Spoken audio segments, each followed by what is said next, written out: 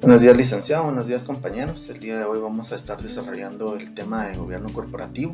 Nuestro grupo es el número 3 y está formado por Sergio Alejandro Gutiérrez, Carlos Fernando Guzmán, Ángel Daniel Samayoa, Marvin Figueroa y Gustavo Alvarado Cal. Para iniciar con este tema tenemos las principales definiciones de gobierno corporativo que intervienen en este tema. La definición de gobierno corporativo nos dice que es un conjunto de normas, sistemas, procesos y prácticas que se aplican para controlar y regir el funcionamiento de una empresa. Estos se tienen para establecer una serie de regulaciones. Aparte, estas dan un orden a las relaciones que se entablan entre la alta gerencia, la junta directiva y los accionistas de una empresa. Además, estas normas regulan las relaciones entre la empresa y los grupos de interés que apoyan las operaciones de la organización. También es conocida como una serie de interrelaciones entre la dirección y la compañía, su consejo de administración, sus accionistas y otros grupos de interés social. También tenemos los inversionistas individuales, que son aquellos que compran cantidades relativamente pequeñas de acciones para lograr sus metas personales. Los inversionistas institucionales, a diferencia de los inversionistas individuales, son profesionales de inversión, como lo pueden ser empresas de seguros, fondos de inversión o fondos de pensiones, los cuales reciben un pago por administrar el efectivo de otras personas y que negocian aparte grandes cantidades de valores. Tenemos los grupos de interés stakeholder, que son los grupos de personas dentro de la empresa que tienen un objetivo propio, y la alta dirección, que es el vicepresidente que le reporta al consejo de administración o a la gerencia general. La alta dirección también incluye la figura de el gerente general. Continuando, tenemos la definición de empresa, que es una organización de personas o recursos que buscan la consecución de un beneficio económico con el desarrollo de una actividad particular. Tenemos el accionista, que es un agente que es propietario de acciones o cualquier sociedad o foro empresarial. El accionista puede ser una persona física, como puede ser la forma de su patrimonio, o una persona jurídica, es decir, cualquier sociedad, organismo o ente que tenga entre sus activos una participación empresarial. Tenemos el consejo de administración, el cual se encuentra conformado por los propietarios, los inversionistas y los consejeros externos de la empresa. Su función principal es determinar la estrategia que deben seguir. También tenemos al propietario, que es aquella persona física o jurídica que ejerce la acción de propiedad o dominio de un activo. Finalizando con las definiciones, tenemos estas tres últimas, que es el comité de empresa. Un comité de empresa es un órgano de representación dentro de la empresa, como por ejemplo podemos mencionar el comité de auditoría interna, el consejo de administración y el comité de proyectos y negocios. Tenemos la auditoría interna, que es la auditoría basada en el control y la vigilancia interna de una empresa o institución, y tenemos la planificación estratégica, que son herramientas utilizadas por la empresa como un proceso sistemático que permite el desarrollo y la implementación de planes. A continuación los dejo con mi compañero. Estimados compañeros, buenos días. Siguiendo con la exposición, vamos a hablar de la estructura, organización y funcionamiento del gobierno corporativo. En la estructura del gobierno corporativo podemos resaltar los siguientes puntos: los grupos de interés, que van a ser los conjuntos de personas, empresas, entidades que son afectadas por las actividades de la organización. También tenemos el impacto, que es la consecuencia de un evento, expresados en términos cualitativos y cuantitativos. Tenemos también el manual de gestión de riesgos, que son los documentos que detallan la estructura orgánica de las empresas, los objetivos y las funciones. Debe tener también un manual de políticas y procedimientos, que son documentos que contienen funciones, responsabilidades, políticas y metodologías. Tiene que hablar del riesgo, que es la posibilidad de ocurrencia de eventos que impacten negativamente en los objetivos de la empresa. También tiene que haber un sistema de apetito por el riesgo, que es un conjunto de políticas y límites por las cuales se establece el apetito al riesgo. Como siguiente punto debemos de ver el fortalecimiento del gobierno corporativo.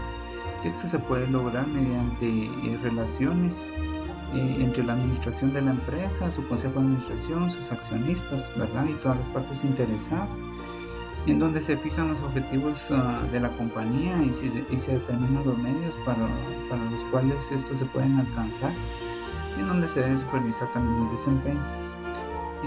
Tenemos el marco del gobierno corporativo, pues este se establece con el fin de promover el uso eficiente de los recursos y que también se puedan rendir cuentas por los administradores de esos recursos. El propósito del gobierno corporativo es pues, lograr el mayor grado de coordinación entre los intereses de los individuos, las empresas y la sociedad. Algo que puede ayudar a fortalecer el gobierno corporativo es la gestión de relaciones empresariales o ERM, ¿verdad? Y esto se compone de sistemas y procesos que utiliza una organización para proteger intereses de sus distintos grupos de interés. ¿Cómo se relacionan las normas del gobierno corporativo? Pues en ellas vamos a encontrar toma de decisiones que tienen que ver con la dirección estratégica de la empresa y sus políticas corporativas. También porque se establece un mecanismo de control, ¿verdad?, sobre el correcto desempeño de la dirección ejecutiva y la implementación del plan estratégico. También hace mención a un cumplimiento normativo, ¿verdad?, pues se establecen políticas y procedimientos para garantizar el cumplimiento adecuado, ¿verdad? Y los órganos de gobierno, ¿verdad?, donde se establecen derechos, deberes de cada uno de ellos, ¿verdad?, el Consejo de Administración, la Junta Directiva y los accionistas. ¿Cuáles son las principales funciones del gobierno corporativo? Pues resaltarles estas. Primero, que es el diseño y la elaboración de normas de buen gobierno corporativo. Establecer mecanismos de control también, ¿verdad?, para la correcta ejecución de este plan estratégico. Como tercero, tenemos la promoción de políticas corporativas, procesos legales que van a regir a la empresa. Cuarto, asignar responsabilidades dentro de la estructura interna del gobierno corporativo. Y por último, la aplicación de un código de buen gobierno.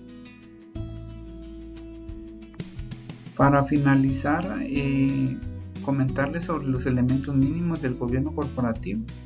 Esta estructura fue tomada de la Superintendencia de Bancos, ¿verdad?, donde nos menciona Consejo de Administración, directores y comités, accionistas, ¿verdad? Estos son los grupos de interés, deberes de lealtad, de cuidado, ¿verdad?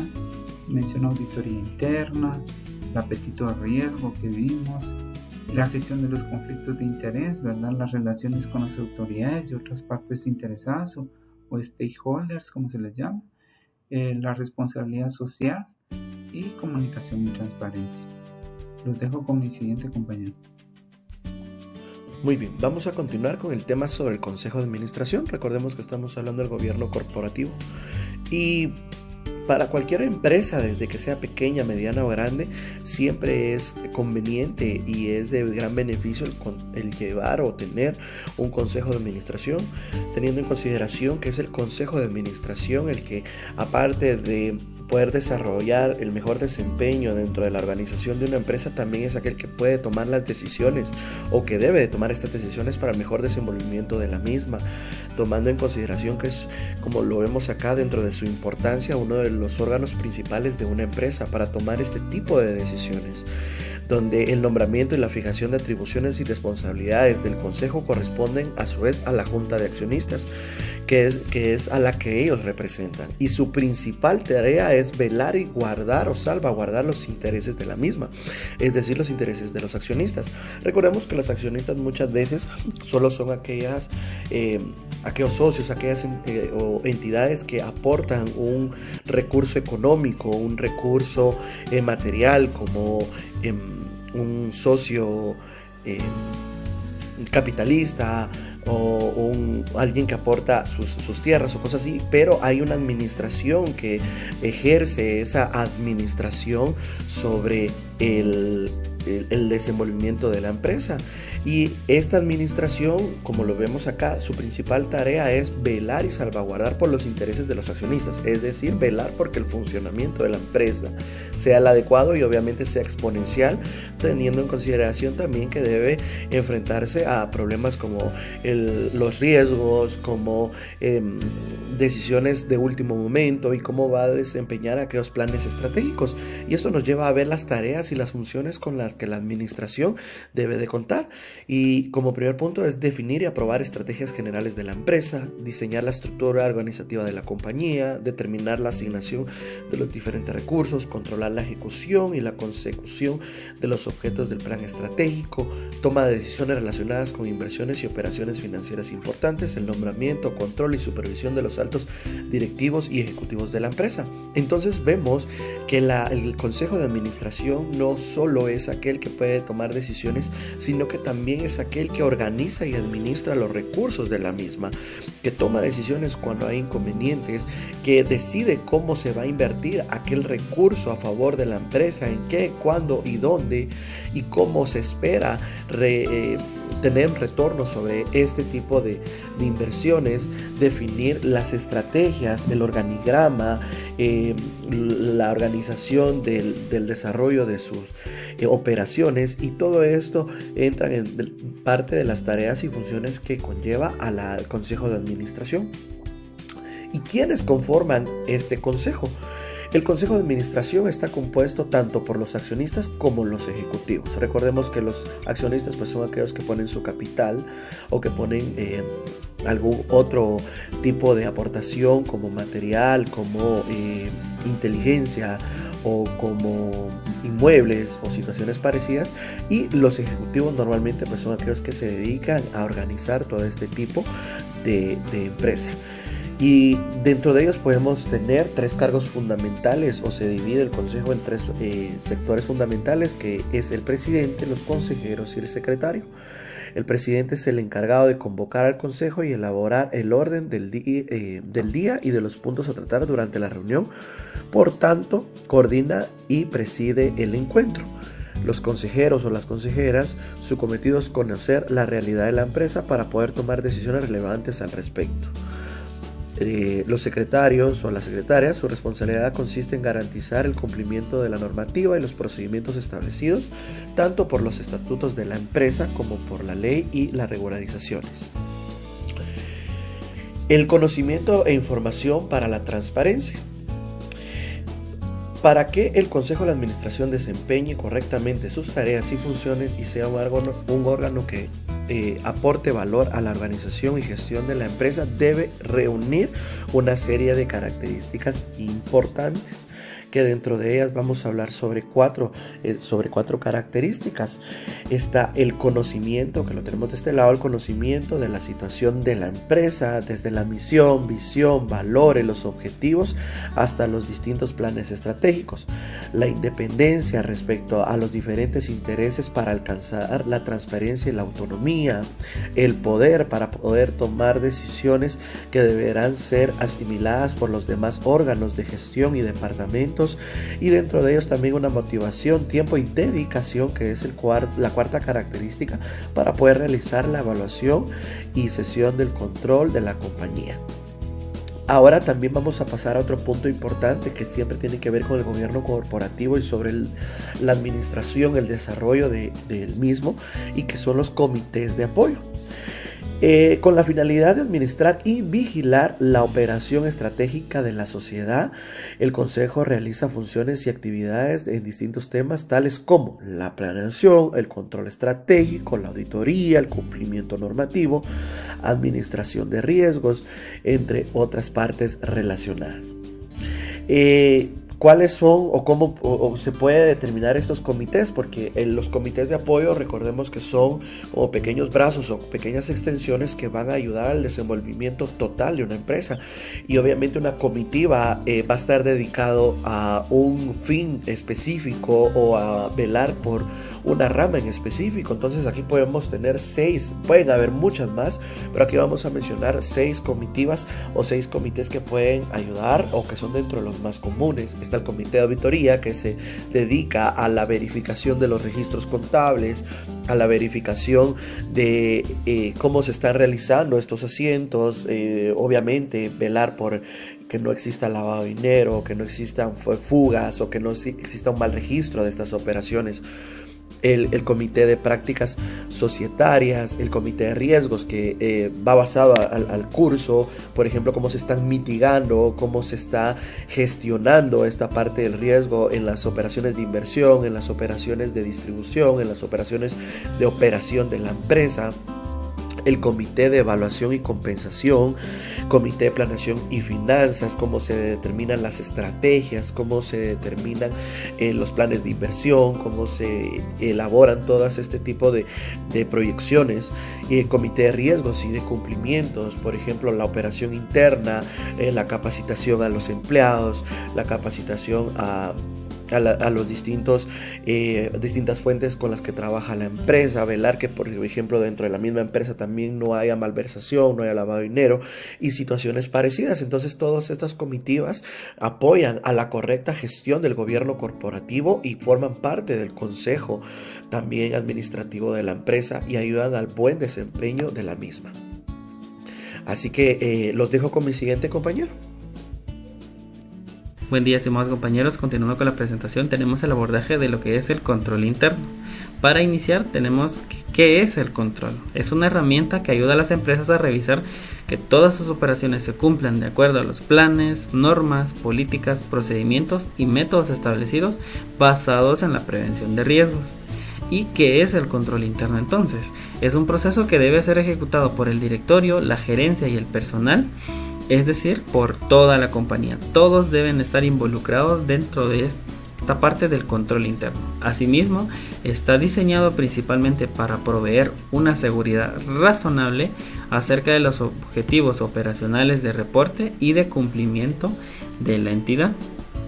¿Y cuál es la importancia del control interno? Pues esta permite fortalecer a las compañías y las impulsa a conseguir sus objetivos, también previene las pérdidas de recursos, mejora la ética, facilita el aseguramiento de los reportes, incrementa la confianza de los inversionistas y así como también reduce los riesgos y es aplicable independientemente del tamaño o cualquier tipo de negocio. Dentro del sistema de control interno que nosotros podemos encontrar, y como lo mencionaba anteriormente, que todos deben estar involucrados dentro del control interno, pues aquí se debe participar activamente en la planeación estratégica de la entidad y tiene que tener un seguimiento determinando cuáles son aquellas necesidades de redireccionamiento estratégico cuando se requiera, así como también se deben definir y aprobar las estrategias y políticas generales relacionadas con el sistema de control interno, con un fundamento en las recomendaciones del comité de auditoría. También se deben establecer mecanismos de evaluación formal a la gestión de los administradores y de remuneración e indemnización atados al cumplimiento de objetivos a largo plazo y niveles de riesgo. También se deben de definir claras líneas de responsabilidad y de rendición de cuentas para que se tenga una muy buena organización. Así como también se deben analizar el proceso de gestión de riesgo existentes y cuáles pueden hacer aquellas mejoras que se le puedan realizar.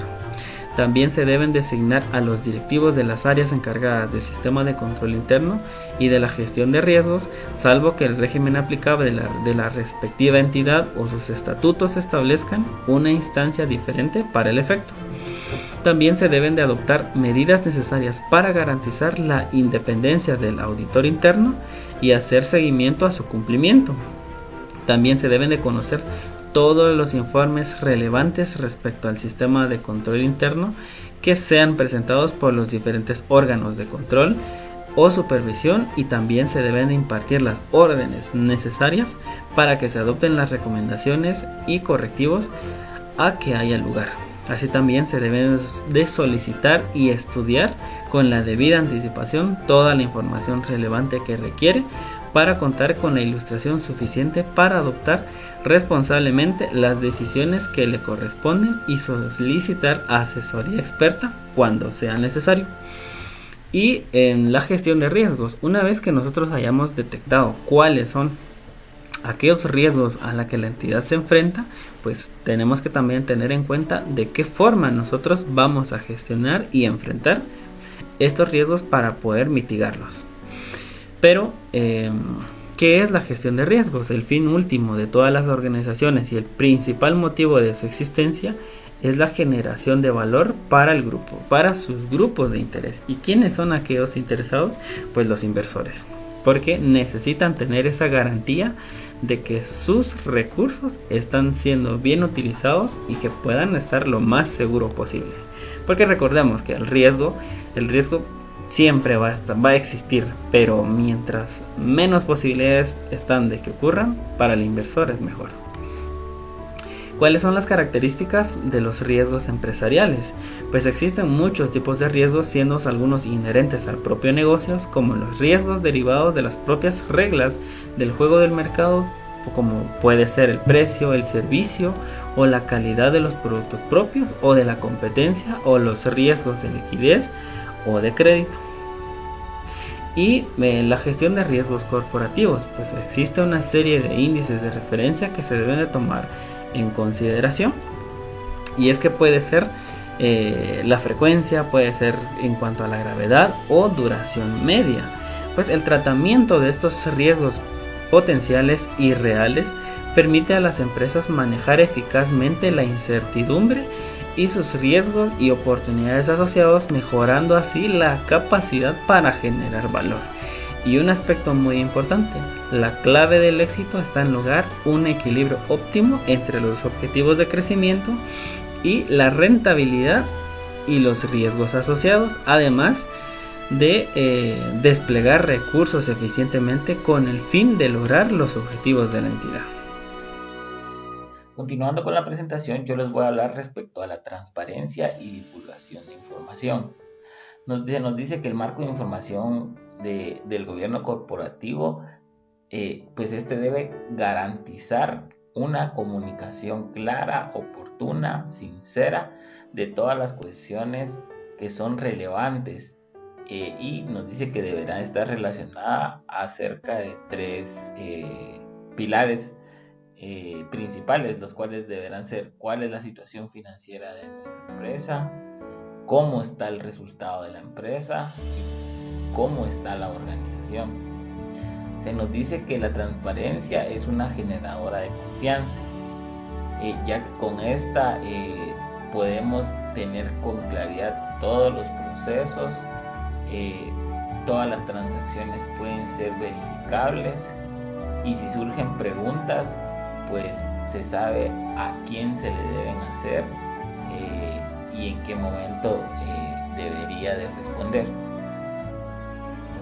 Se nos dice que la transparencia es una estrategia súper importante para el gobierno corporativo, ya que esta pues da lugar a tener clara la estabilidad jurídica, cuál es la estabilidad económica de nuestra empresa, si somos sostenibles o si lo seremos durante el tiempo. El término de transparencia pues se nos simplifica un poco al decir que es no tener nada que ocultar, y esto significa que todas las personas podrían tener acceso a visualizar nuestros procesos o cuáles son las transacciones que se realizan, ya sea con personas internas o externas. Se nos dice también que al no hacer las divulgaciones necesarias, pues todos empiezan a tener dudas sobre qué decisiones van a tomar. Hablando un poco sobre la transparencia, está muy relacionada con el término rendición de cuentas. Se nos dice que la rendición de cuentas va de la mano con la transparencia, ya que con ella podemos saber quién asumirá las culpas sobre lo que salga mal. También podemos saber quién está haciendo las cosas bien y a quién podemos hacer responsable de que si algo ocurre o algo malo pasa en el tiempo, esto ayudará a aumentar la confianza. Esto nos dice también que puede tener un efecto contrario, ya que muchas veces las personas se pueden sentir atacadas, ya que lo asocian a están buscando culpables, o quién es el responsable, quién está haciendo las cosas mal. Sin embargo, la rendición de cuentas es una cultura muy buena dentro del gobierno corporativo, ya que se nos ayuda a ver dónde podemos mejorar y por medio de quién lo podemos hacer, para mejorar los desempeños en todos los procesos internos y externos del gobierno. ¿Por qué la transparencia permite una buena rendición de cuentas? Nos dice que las organizaciones deberían de proporcionar informaciones sobre sus actividades para el gobierno corporativo y también para las partes interesadas. Pues hay algunos ejemplos de cómo se realizan estas rendiciones de cuentas, y puede ser a través de informes anuales, informes de presentación de información financiera o juntas generales. Si hablamos un poco en cuanto a información anual, pues acá muchas de las empresas regularmente o corporaciones pues lo que hacen es que aprovechan para presentar sus logros y para visualizar a futuro qué es lo que va a pasar. Pues esto, como lo dice, pues regularmente son informes anuales que se presentan, sin embargo no obligatoriamente podrían ser anuales. Respecto a la información financiera, pues los estados financieros sabemos que son una parte fundamental, ya que pues a través de ellos podemos saber cuál es la situación de las empresas. A través de las presentaciones pues se va generando confianza en cuanto a los números que los estados financieros contienen, y también ayuda a tomar decisiones a futuro, ¿verdad? Que saber en qué podemos mejorar o qué estamos haciendo mal. Y respecto a juntas generales, pues estas juntas generales regularmente participan los miembros del gobierno corporativo y pues si existe alguna parte interesada que pueda participar, y pues acá se pueden definir estrategias sobre las actividades, opciones de financiamiento que busquen, o discutir qué factores importantes han pasado durante un plazo de tiempo.